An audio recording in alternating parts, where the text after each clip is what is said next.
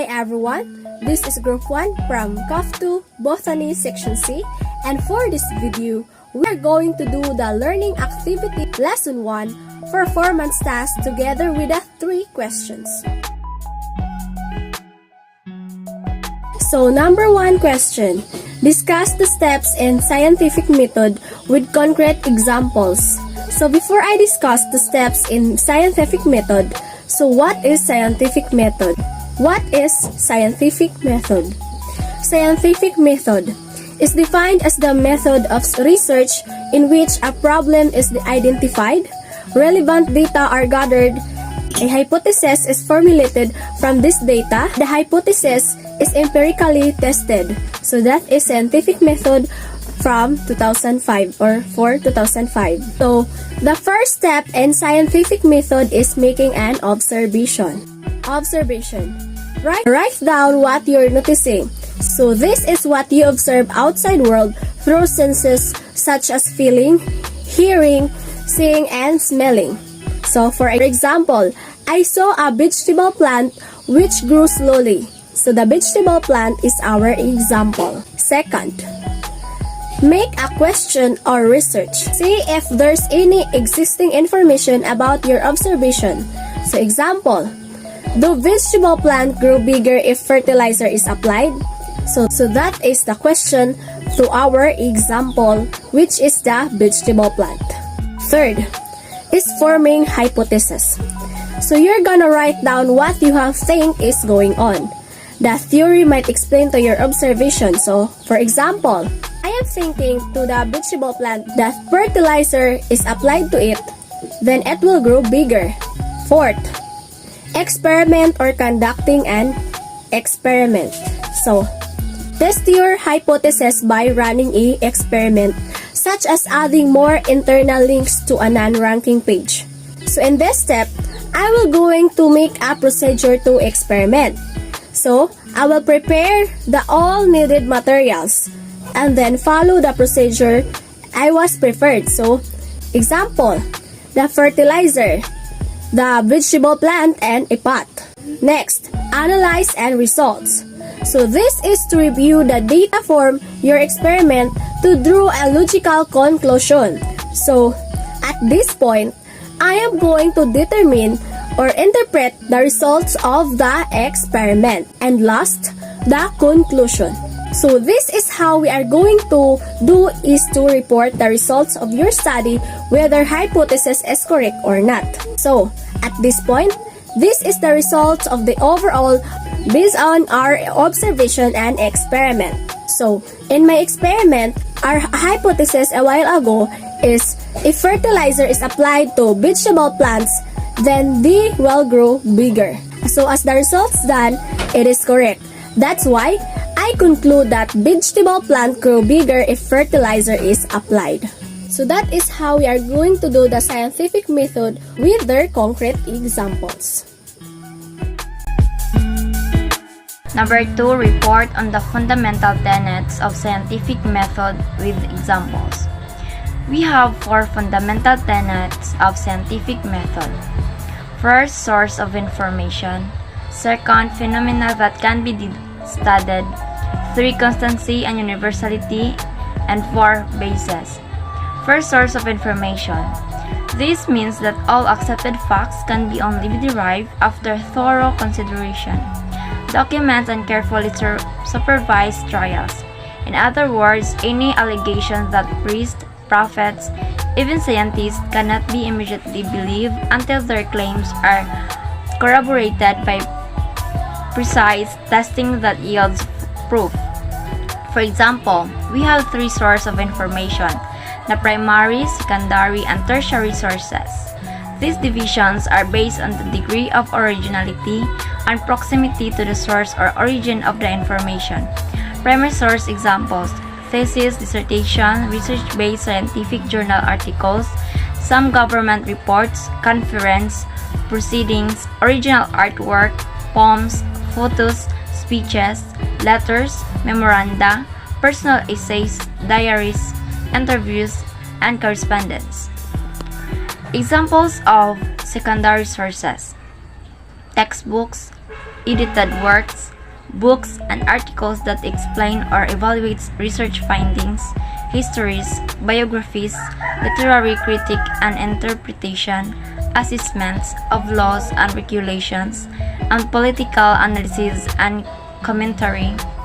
Examples of tertiary source: almanacs, fact books, Wikipedia. Bibliographies include secondary directories, guidebooks, manuals, handbooks, and textbooks, also secondary, as well as indexing and abstracting materials. Number 2, phenomena that can be studied. This means that only physical or touchable phenomena and things are investigated, particularly heat, plants, minerals, and weather. Although magnetism and neutrons cannot be seen or felt, equipment have been created that can detect them with high accuracy. Simply put, nothing can be researched if it cannot be observed. A phenomenon or plural phenomena is a general outcome that has been consistently seen in organized scientific inquiry. They are all around us, but some are easier to notice than others. Phenomena are defined as observable events that occur in a natural or designed system. Examples of phenomena that can be studied are lightning, earthquake, tsunamis, volcanic eruptions, and tornadoes. Constancy and universality is how we perceive things to be constant and unchanging despite the change in perspective, as if there is a powerful force that governs the universe to where it creates the same result despite difference in perspective. As if, for example, we will put an experiment that is held in the same time in the same place in different perspective but with the same result. If we view a cube with a color green cube, of course the person closer to that cube will perceive it to be bigger, while the person farther from it will perceive it to be smaller. However, the perception would be the same as it is still a cube with the green color.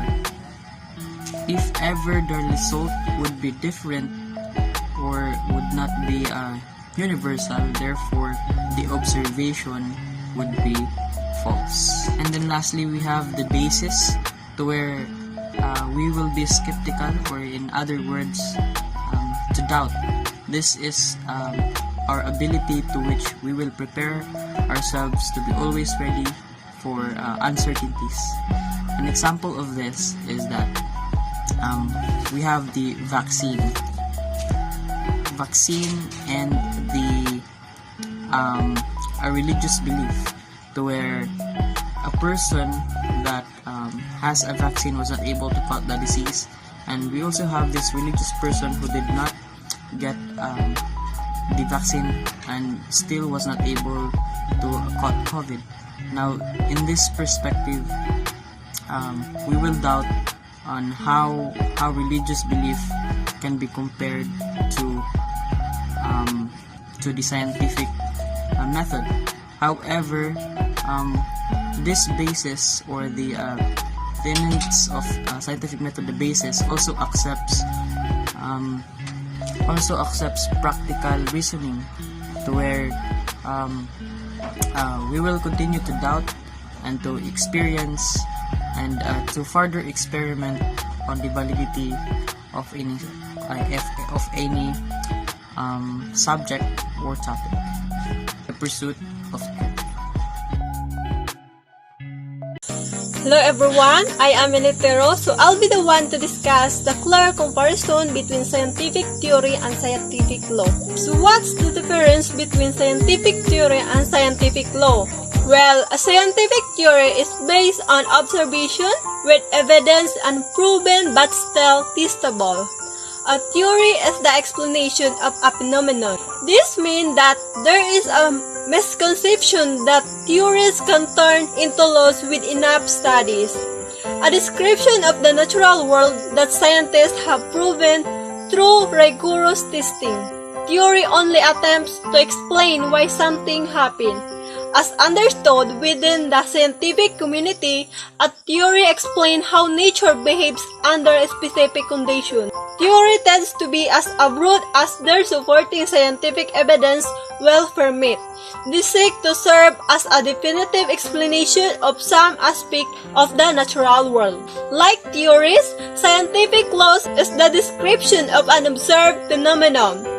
It doesn't explain why the phenomenon exists or what causes it, or it describes phenomena that the scientific community has found to be probably true.